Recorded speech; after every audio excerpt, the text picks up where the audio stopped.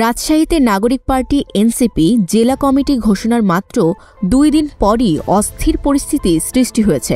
একে একে 6 জন নেতা পদত্যাগ করেন। এই অস্থিরতার মধ্যে জেলা কমিটির ডাকা সংবাদ সম্মেলনে যুব সংগঠনের নেতা 2 জন সাংবাদিকদের কক্ষে আটকে রাখার হুমকি দেন। ঘটনাটি ঘটে 1 ডিসেম্বর বিকেল 5টায়। জেলা কমিটি গঠনের পর আহ্বায়ক কমিটির অন্যান্য সদস্যরা সংবাদ সম্মেলন আয়োজন করেন। সাভারের বাইরে একদল মানুষ নতুন কমিটির আহ্বায়ককে আওয়ামী লীগের দোষী হিসেবে আখ্যায়িত করে বিক্ষোভ শুরু করে। এই সময় যুব শক্তির রাজশাহী মহানগরের যুগ্ম সদস্য সচিব সোয়াইব আহমেদ এবং মুখ্য সংগঠক মোহাম্মদ মেহেদী হাসান ঘটনাস্থলে এসে সাংবাদিকদের কক্ষে আটকে রাখার হুমকি দেন।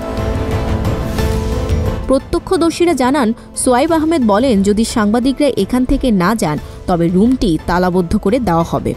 এই হুমকির পর সাংবাদিকরা প্রতিবাদ জানালে পরিস্থিতি উত্তপ্ত হয়।